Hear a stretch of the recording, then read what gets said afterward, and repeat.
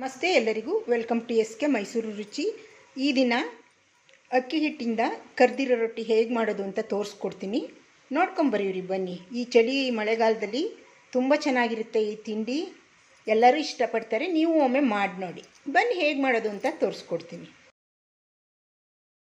ಇಲ್ಲಿ 2 ಕಪ್ಪು ಅಕ್ಕಿ ಹಿಟ್ಟು ತೊಗೊಂಡಿದ್ದೀನಿ. ಇದಕ್ಕೆ 3 ಸ್ಪೂನು, ಸಣ್ಣ ಸ್ಪೂನಲ್ಲಿ 3 ಸ್ಪೂನು ಕಪ್ಪು ಎಳ್ಳು ಹಾಕ್ಕೊಳ್ತಾ ಇದ್ದೀನಿ. ಬಿಳಿ ಎಳ್ಳು ಹಾಕ್ಕೊಂಡ್ರೆ ಎತ್ತು ಕಾಣಲ್ಲ, ಅದಕ್ಕೆ ಕಪ್ಪು ಎಳ್ಳು ಹಾಕ್ಕೊಂಡಿದ್ದೀನಿ. ಇವಾಗ 2 ಸ್ಪೂನು ಕಡಲೆಬೇಳೆ ಹಾಕ್ಕೊಂಡಿದ್ದೀನಿ,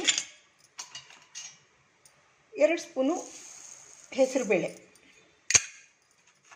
1 ಸ್ಪೂನು ಜೀರಿಗೆ ಹಾಕ್ಕೊಂಡಿದ್ದೀನಿ. ಇದು ಕೊಬ್ಬರಿ ತುರಿ ಹಾಕ್ಕೊಂಡಿದ್ದೀನಿ, ದಪ್ಪ ತುರಿಲಿ ತುರಿದಿದ್ದೀನಿ.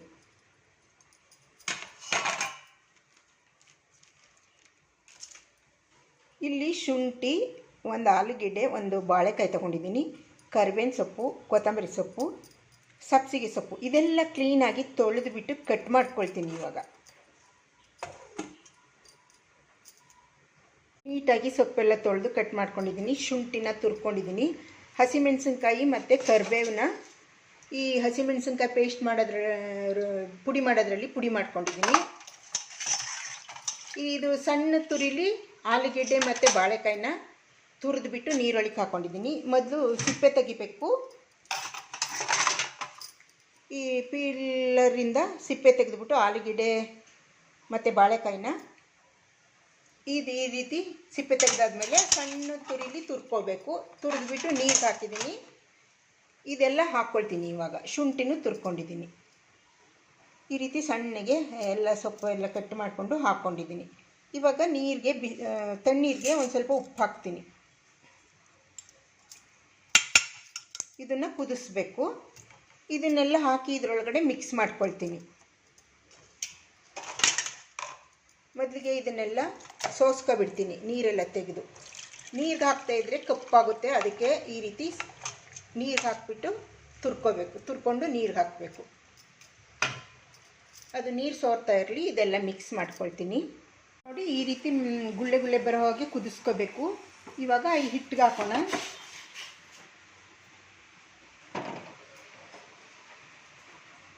ಸ್ವಲ್ಪ ಹಿಟ್ಟು ತಗೊಂಡಿದ್ದೀನಿ,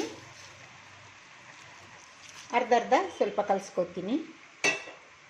ಉಪ್ಪಿನ ನೀರು, ಇದು ಉಪ್ಪುಂದು ಬಿಸಿ ನೀರು.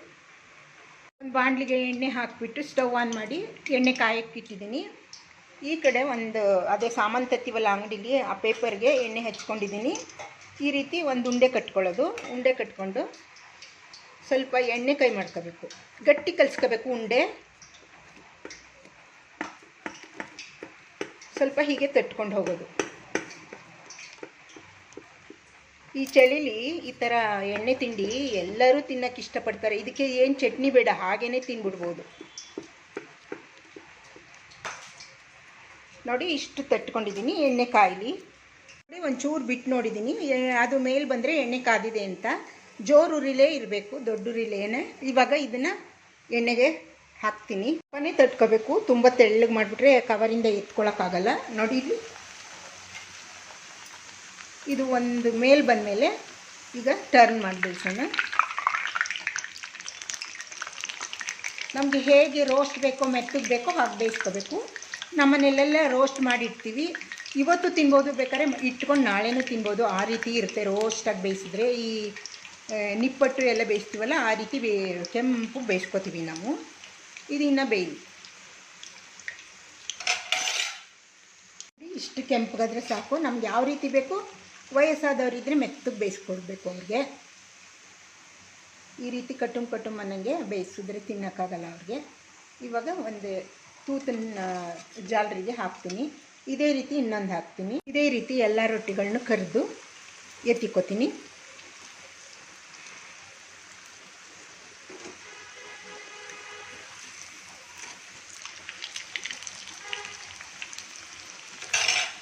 ನೋಡಿ, ಎಲ್ಲ ರೊಟ್ಟಿನೂ ಕರೆದಾಗಿದೆ. ಈ ರೀತಿ ನೀವು ಚಳಿಗಾಲದಲ್ಲಿ ಕರೆದಿರೋ ರೊಟ್ಟಿ ಮಾಡ್ಕೊಂಡು ತಿನ್ನಿ. ಇದಕ್ಕೇನು ಚಟ್ನಿ ಬೇಡವೇ ಹಾಗೆ ತಿನ್ಬಿಡ್ಬೋದು. ಸೊಪ್ಪೆಲ್ಲ ಕಡಿಮೆ ರೇಟು ಈಗ. ಈ ರೆಸಿಪಿ ನಿಮಗೆ ಇಷ್ಟ ಆದರೆ ಲೈಕ್ ಮಾಡಿ, ಶೇರ್ ಮಾಡಿ, ನನ್ನ ಚಾನಲ್ಗೆ ಸಬ್ಸ್ಕ್ರೈಬ್ ಮಾಡಿ. ಮತ್ತೆ ಬರ್ತೀನಿ ಹೊಸ ರುಚಿಯೊಂದಿಗೆ. ಬಾಯ್. ಇಲ್ಲಿ 3 ಥರ ಬೇಳೆನ ತೊಳೆದಿದ್ದೀನಿ, 3 ಸಲ. ತೊಗರಿಬೇಳೆ, ಮಸೂರ್ ದಾಲ್, ಹೆಸರು ಬೇಳೆ, ಕಡಲೆಬೇಳೆ 4 ಥರ ಹಾಕಿದ್ದೀನಿ. ಇದಕ್ಕೆ 2 ಟೊಮೊಟೊ, 1 ಈರುಳ್ಳಿ ಹಾಕ್ತೀನಿ, ಸ್ವಲ್ಪ ಬೆಳ್ಳುಳ್ಳಿ ಹಾಕ್ತೀನಿ,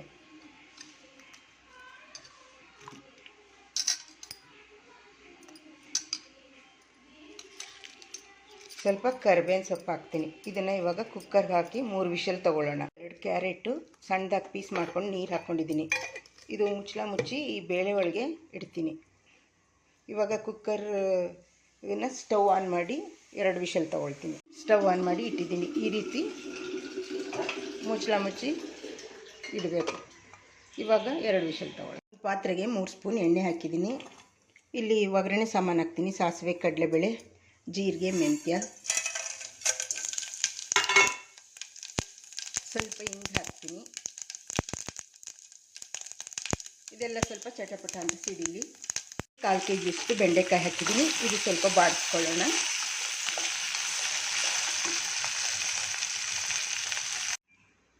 ಪಾತ್ರೆಗೆ 1 ಸ್ಪೂನ್ ತುಪ್ಪ ಹಾಕ್ಕೊಂಡಿದ್ದೀನಿ. ದೇವರೆಡೆಗೆ ಸಜ್ಜಿಗೆ ಮಾಡ್ಕೊಳ್ತೀನಿ.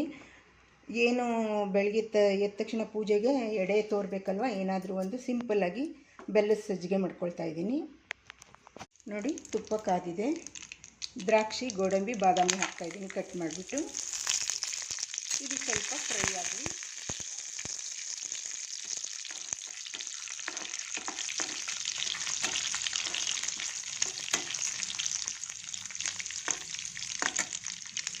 ಈ ಒಣ ದ್ರಾಕ್ಷಿ ನಾನು ಮನೆಯಲ್ಲೇ ಮಾಡ್ಕೊಂಡಿದ್ದೆ. ಹಿಂದಿನ ರೆಸಿಪಿಲಿ ಹೇಗೆ ಮಾಡಿದ್ದೀನಿ ಅಂತ ನೋಡ್ಬೋದು ನೀವು.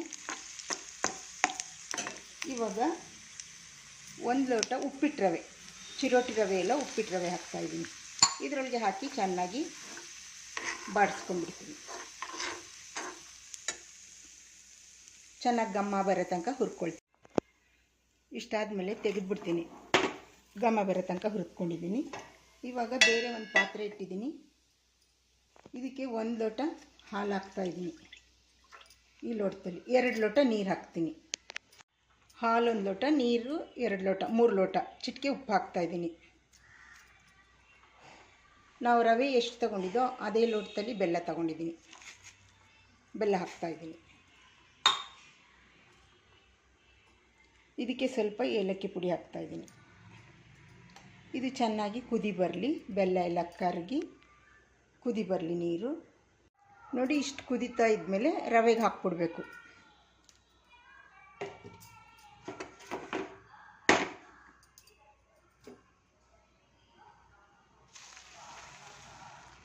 ರವೆಗೆ ಹಾಕಿ ಮಿಕ್ಸ್ ಮಾಡ್ತೀನಿ. ಇದು ಉಂಡೆ ಬೆಲ್ಲ, ಕಸ ಏನಿರಲ್ಲ, ಏನು ಗಂಟಾಗಲ್ಲ.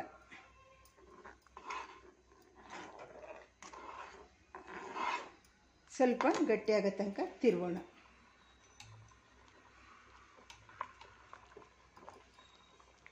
ಮೇಲೆ 1-2 ಸ್ಪೂನ್ ತುಪ್ಪ ಹಾಕಬೇಕು.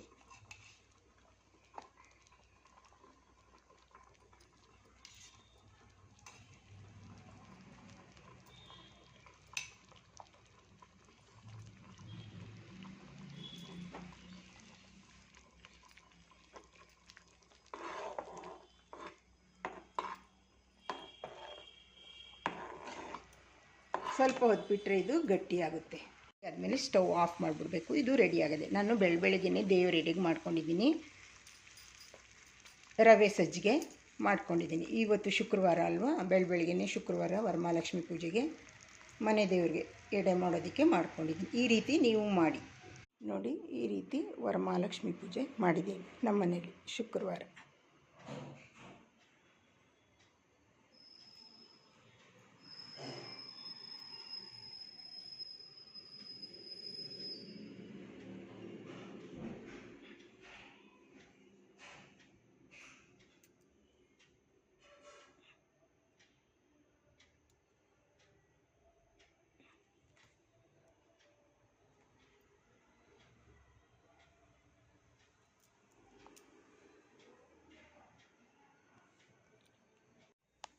ಇಲ್ಲಿ ದೇವ್ರ ಮನೆ, ರೇಣುಕಾದೇವಿ ಎಲ್ಲಮ್ಮನ ಫೋಟೋ,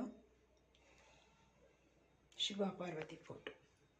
ಇಲ್ಲಿ ಪೂಜೆ ಮಾಡಿದ್ದೀವಿ ದೇವ್ರ ಮನೆಯಲ್ಲಿ.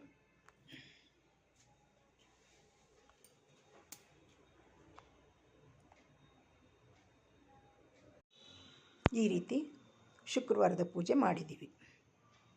ನೋಡಿ ಬೇಳೆ ಎಲ್ಲ ಚೆನ್ನಾಗಿ ಬೆಂದಿದೆ. ಈ ಟೊಮೊಟೊ ಈರುಳ್ಳಿನ ಕೈಯಲ್ಲಿ ಹಿಚಕ್ಬಿಡ್ತೀನಿ.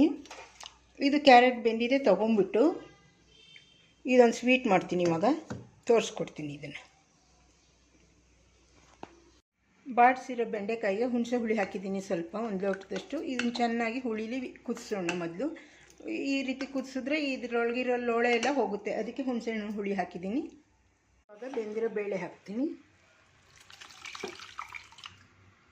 ನಿಮಗೆ ಸಾರಿಂದ ಕನ್ಸಿಸ್ಟೆನ್ಸಿ ಹೋಗಬೇಕು ಹಾಗೆ ಮಾಡ್ಕೋಬೋದು. ಇದು ಸ್ವಲ್ಪ ಗಟ್ಟಿ ಇದೆ, ನಾನು ನೀರು ಹಾಕ್ಕೊಳ್ತೀನಿ ಸ್ವಲ್ಪ.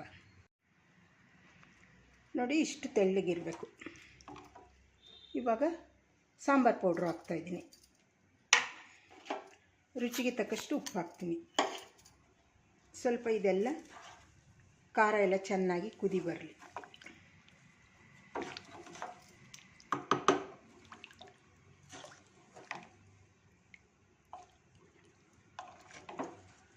ತೆಂಗಿನಕಾಯಿ ಹಾಕ್ತೆ ಈ ರೀತಿ ಮಾಡಿ, ನಾವೇನು ರುಬ್ಬಲ್ಲ ಮಾಡಲ್ಲ. ಈ ರೀತಿ ಬೆಂಡೆಕಾಯಿ ಬೇಳೆ ಸಾಂಬಾರು ಮಾಡ್ತೀವಿ. ಇದು ಚೆನ್ನಾಗಿ ಕುದಿ ಬರಲಿ. ಇಲ್ಲಿ 3/4 ಬೌಲು ಬೆಲ್ಲ ತೊಗೊಂಡಿದ್ದೀನಿ. ಇದಕ್ಕೆ ಸ್ವಲ್ಪ ಏಲಕ್ಕಿ ಪುಡಿ ಹಾಕ್ಕೊಳ್ತೀನಿ. ಬೆಲ್ಲದಲ್ಲೇನು ಕಸ ಇರಲ್ಲ. ಈ ಬೆಂದಿರೋ ಕ್ಯಾರೆಟು ಮಿಲ್ಕ್ ಪೌಡ್ರ್ ತೊಗೊಂಡಿದ್ದೀನಿ, ಒಂದು 4 ಸ್ಪೂನು ಮಿಲ್ಕ್ ಪೌಡ್ರ್ ತೊಗೊಂಡಿದ್ದೀನಿ. ಇದಿಲ್ಲ ಅಂದರೆ ನೀವು ಬಾದಾಮ್ ಪೌಡ್ರನ್ನೂ ಹಾಕ್ಕೋಬೋದು. ನಾನು ಮಿಲ್ಕ್ ಪೌಡ್ರ್ ತೊಗೊಂಡಿದ್ದೀನಿ. ಈ ಕ್ಯಾರೆಟ್ ಬೆಂದಿರೋ ಕ್ಯಾರೆಟು 2 ಕ್ಯಾರೆಟು, ಇದು ಸ್ವಲ್ಪ ಗೋಡಂಬಿ ಒಂದು 15, ಗೋಡಂಬಿ ಬಾದಾಮಿ ಒಂದು 15 ನೆನೆಸಿದ್ದೀನಿ. ಇವು 3 ರುಬ್ಕೊಳ್ತೀನಿ. ಮಿಕ್ಸಿ ಜಾರ್ಗೆ ಹಾಕ್ಬಿಟ್ಟು ನೀರು ಹಾಕ್ಕೊಂಡು ಇದೇ ಕ್ಯಾರೆಟ್ ಬೆಂದಿರೋ ನೀರನ್ನೇ ಹಾಕ್ಕೊಂಡು ಪೇಸ್ಟ್ ಮಾಡ್ಕೊಳ್ತೀನಿ 3 ಮೊದಲಿಗೆ. ನೋಡಿ ಇವಾಗ ಸಾರು ಚೆನ್ನಾಗಿ ಕುದೀತಾ ಇದೆ. ಈ ರೀತಿ 3 ಥರ ಬೇಳೆ ಹಾಕಿ, 3-4 ಥರ ಬೇಳೆ ಹಾಕಿ, ಬೆಂಡೆಕಾಯಿ ಹಾಕಿ, ತೆಂಗಿನಕಾಯಿ ಇಲ್ಲದೆ ಸಾಂಬಾರು ಮಾಡಿ, ಇದು ಅನ್ನಕ್ಕೆ ಇವಾಗ ರೆಡಿಯಾಗಿದೆ. ಇವಾಗ ಸ್ಟವ್ ಆಫ್ ಮಾಡ್ತೀನಿ. ಈ ರೀತಿ ಒಮ್ಮೆ ನೀವು ಮಾಡ್ಕೊಂಡು ನೋಡಿ. ಈ ರೀತಿ ಪೇಸ್ಟ್ ಮಾಡ್ಕೊಂಡಿದ್ದೀನಿ. ಇವಾಗ ಅದನ್ನು ಈ ಬೆಲ್ಲ ಕರಗಿಸ್ಕೊಂಡಿದ್ದೀನಲ್ಲ ಇದರೊಳಗಡೆ ಹಾಕಿ ಕುದಿಸೋಣ. ಇವಾಗ ಸ್ವಲ್ಪ ಚೆನ್ನಾಗಿ ಕುದಿಸೋಣ. ಇದೇನು ದ್ರಾಕ್ಷಿ ಗೋಡಂಬಿ ಹಾಕೋದು ಬೇಡ. ಬೇಕಿದ್ದವರು ದ್ರಾಕ್ಷಿ ಗೋಡಂಬಿ ಮತ್ತು ತುಪ್ಪದಲ್ಲಿ ಹುರಿದು ಹಾಕ್ಕೋಬೋದು. ಈ ಗೋಡಂಬಿ ಬಾದಾಮಿ ರುಬ್ಬಿರೋದೇ ಫ್ಲೇವರ್ ಸಾಕು ಇದಕ್ಕೆ. ನೋಡಿ ಈ ಥರ ತಿಕ್ನೆಸ್ ಬರಲಿ ಅಂದ್ಬಿಟ್ಟು ನಾವು ಮಿಲ್ಕ್ ಪೌಡ್ರನ್ನ ಹಾಕ್ಕೊಂಡಿರೋದು. ಮಿಲ್ಕ್ ಪೌಡ್ರ್ ಇಲ್ಲ ಅಂದರೆ ಬಾದಾಮ್ ಪೌಡ್ರ್ ಹಾಕ್ಕೋಬೋದು. ಇದು ಚೆನ್ನಾಗಿ ಒಂದು ಕುದಿ ಬರಲಿ. ನೋಡಿ ಉಕ್ಕಿ ಬತ್ತೈತೆ, ಇಷ್ಟು ಕುದ್ರೆ ಸಾಕು. ಇವಾಗ ತೆಗೆದುಬಿಟ್ಟು ಅನ್ನಕ್ಕಿಡ್ತೀನಿ. ಅನ್ನಕ್ಕೆ ರೆಡಿ ಮಾಡ್ಕೊಂಡಿದ್ದೀನಿ, ಅನ್ನಕ್ಕಿಡ್ತೀನಿ. ಈ ರೀತಿ ಸರ್ವ್ ಮಾಡಿಕೊಡೋದು. ಕ್ಯಾರೆಟ್ ಪಾಯಸ, ಸೌತೆಕಾಯಿ, ಮಜ್ಜಿಗೆ, ಮೊಸರು, ಬೆಂಡೆಕಾಯಿ ಸಾರು, ಅನ್ನ, ತುಪ್ಪ, ಈ ರೀತಿ ಸರ್ವ್ ಮಾಡಿಕೊಡಿ. ನೋಡಿ ಏನು ರೋಸ್ಟ್ ಆಗಿದೆ, ಹಾಗೆ ತಿನ್ಬಿಡ್ಬೋದು. ಈ ರೆಸಿಪಿ ನಿಮಗೆ ಇಷ್ಟ ಆದರೆ ಲೈಕ್ ಮಾಡಿ, ಶೇರ್ ಮಾಡಿ, ನನ್ನ ಚಾನಲ್ಗೆ ಸಬ್ಸ್ಕ್ರೈಬ್ ಮಾಡಿ. ಮತ್ತೆ ಬರ್ತೀನಿ ಹೊಸ ರುಚಿಗಳೊಂದಿಗೆ. ಬಾಯ್.